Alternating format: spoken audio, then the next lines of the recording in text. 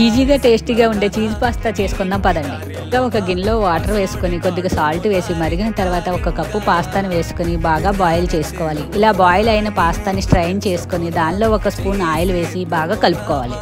ఇప్పుడు ఇంకో కడాయి పెట్టి అందులో కొంచెం ఆయిల్ వేసుకొని కట్ చేసిన వెల్లుల్లిపాయలు వేసి బాగా ఫ్రై చేశాక కట్ చేసిన మిర్చి, ఉల్లిపాయలు, క్యాప్సికమ్ వేసి ఫ్రై చేసి అలాగే కొంచెం salt, pepper powder, chilli flakes వేసి బాగా ఫ్రై చేసుకొని పక్కన పెట్టుకోవాలి.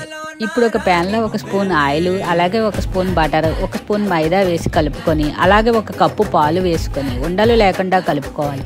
తర్వాత ఒక పెద్ద చీజ్ క్యూబ్ వేసి అది కరిగినంత వరకు బాగా కలుపుకోవాలి. ఇప్పుడు మనం ముందుగా తయారు చేసి పెట్టుకున్న మిశ్రమంను వేసి బాగా కలిపాక పాస్తాను కూడా వేసి బాగా కలుపుకొని పైన చీజ్ క్యూబ్ బాగా స్ప్రింకిల్ చేసుకొని మూత పెట్టాలి. 2 నిమిషాల తర్వాత చీజ్ కరిగి పాస్తా ఇలా తయారవుతుంది. అంతేనండి, మన టేస్టీ ఈజీగా ఉండే చీజ్ పాస్తా రెడీ.